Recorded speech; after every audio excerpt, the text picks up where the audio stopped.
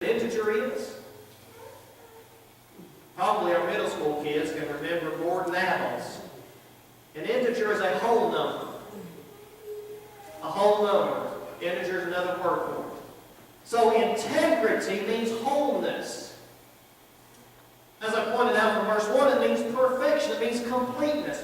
It means that my outside behavior matches the inside. It means I practice what I preach. And so David here says, I'll wash my hands in innocence. I try to live a life of innocence, that I'm not guilty of sin. And I will go about your altar. Notice what he says I'm going to do while I go about the altar. Proclaim with thanksgiving and declare all your wonders. Now imagine what David is talking about here. David is talking about worship. He's talking about the altar that they had at the time of the tabernacle. And he says, I'm going to go around the altar.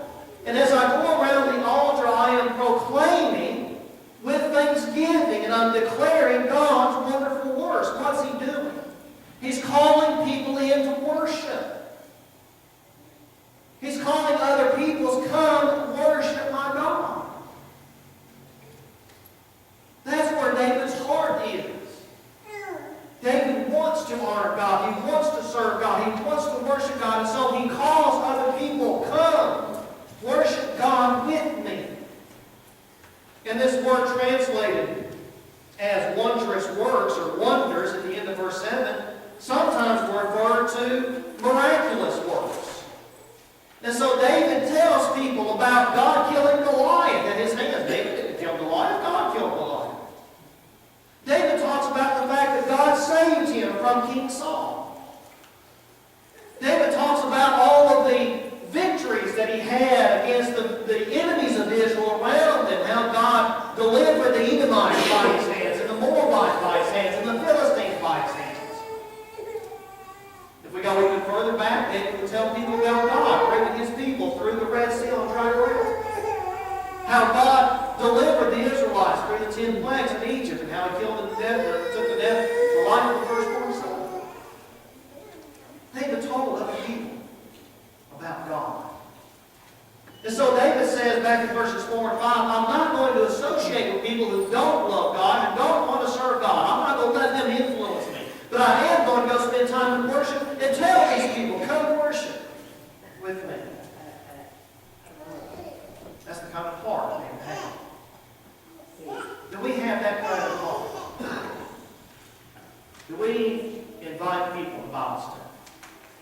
Do we invite people to worship? Do we love to worship? Fundamentally, the great divide. We came down on the top of the Rocky Mountains. Do I love to worship God? Or do I dread worshiping God? Where am I fundamentally? Where's my heart? Next, we notice in the passage here from Psalms 26, where David contrasts his love with the love of others. Notice what David said, I love. Look at verse 8. Oh Lord, I love the habitation of your house, and the place where your glory dwells. Do not take my soul away along with sinners, nor my life with men of bloodshed, in whose hands is a wicked scheme, and whose right hand is full of bribes. David loved worship. David loved the tabernacle. That's the place in the Old Testament where God's glory dwelt. You want to go be in the presence of God, you go to the tabernacle. You walk inside this wall made of curtains. This wall made of curtains. You go inside to the courtyard, and you bring your animal and you sacrifice it there at the altar of burnt offering. And there was the tabernacle,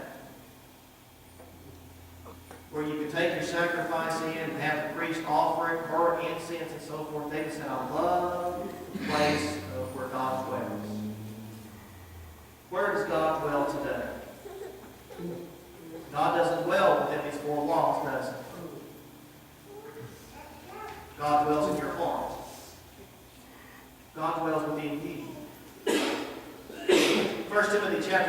verse 15, the Apostle Paul tells Timothy, I've written these things to you so that you will know how you ought to behave, conduct yourself in the house of God, which is the church of God, the pillar and the support of the truth. And so today, for us to say, I love the habitation of God's house, we would be saying, I love the church. I love the assembly of Christians together. Because that's where God dwells. God dwells in us, of course, wherever we are. We go grocery shopping because we're Christians. We have Christ living in us, Christ dwelling in us. But there's a special sense in which God dwells in us when we are in worship. Because we are created to worship. That's what I told this lady this last week in her Bible study.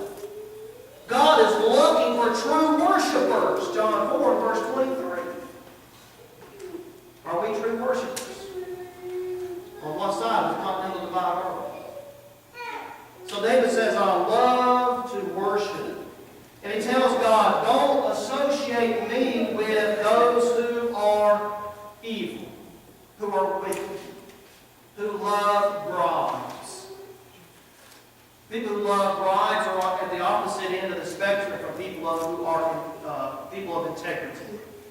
People who love bribes are those who will change what they think, what they feel, how they behave based on what you give them. That's a bribe. We had to deal with that a lot in Romania. We bought a sonograph machine for Lakes Hospital one time. And any of the other things that we bought for the hospitals and orphanages and so forth, if they came out of the country, we had to deal with getting them through customs. And the paperwork was a nightmare. When we bought the sonograph machine for the Women's Hospital, the obstetrics hospital, they offered to get the sonograph machine through customs. We ordered it from Austria. I was bored and had to let them do that. Well, the man came over to my apartment one day, and he said, we've got the sonograph here in Romania, and now we've got to get it through customs here in Romania. And he said, you know how it is in Romania. You know what he was saying? We've got to give them a bribe. He said, do you have any cigarettes? Do you have any beer? I said, good luck. You're the one that wants the sonograph machine. You're the one that's going to get it through customs. Bribes. David said, don't associate with me with those kind of people. Associate me with the kind of people who love worship. I love the habitation of your house. In 2 Corinthians chapter 6, verses 16 through 18, the Apostle Paul says that Christians don't have any fellowship with the world. How can light have fellowship with darkness? So God says, come out from among them and be separate. And I will be your God and you will be my people. So this morning, we have come together this morning. We've separated ourselves from the world even physically. And we've come together this morning to be in God's presence. Because we love His church. And then finally, in verses 11 and 12, David ends this discussion about examining his heart by talking about worship. We can't meditate on God and not end up in worship. If we think about the love of God, what do we want to do when we think about the love of God? We worship. If we think about God's grace and we're thankful for God's grace, what do we want to do? We want to worship. That is the natural result of thinking about God. And so David says to God early on in the psalm, examine me. And he ends with, I want to worship you. Let's read verses 11 and 12. But as for me, I shall walk in thy integrity. Redeem me and be gracious to me. My foot stands on a level place in the congregations. I shall bless the Lord. You know, David meditated on his sin with Bathsheba and his sin with Uriah and his other sins. He knew he didn't deserve heaven. He knew he had no right to be there.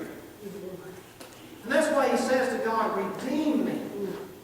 That word redeem comes from the field of slave trade.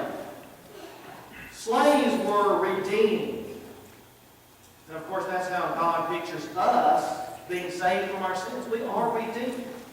We are bought back from the slavery of the devil, not with corruptible things like silver and gold, Peter says in 1 Peter chapter 1, verses 18 and 19, but with the precious blood of the Lamb. We are redeemed. Jesus shed His blood so that we could be here this morning in worship. And we call on God to be gracious to us. Not to give us what we deserve, because we know we don't need that. We don't want that. We don't want what we deserve. We want God's grace. And when David reflects on the idea of being redeemed by God and enjoying the grace of God, he says, my foot stands on an even place, and I will, in the congregation of the Lord, I will bless the Lord. Bless the Lord. What's he mean?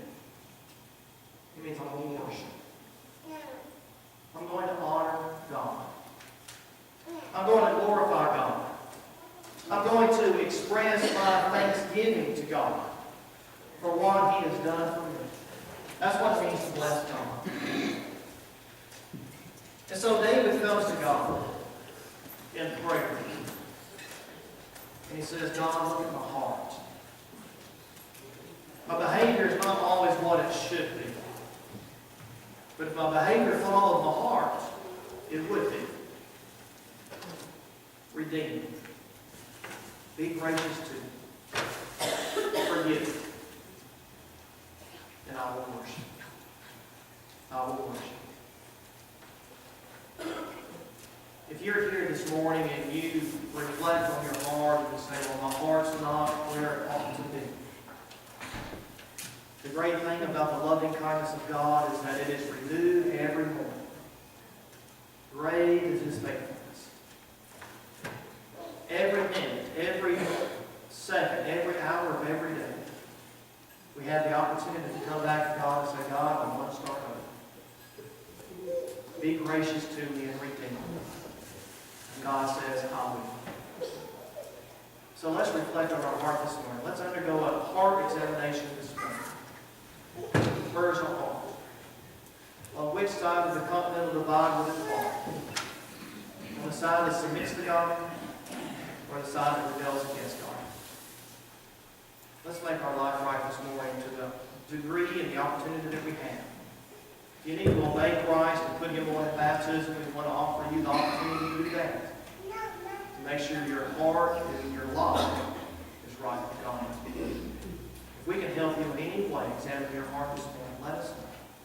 Let's stand and say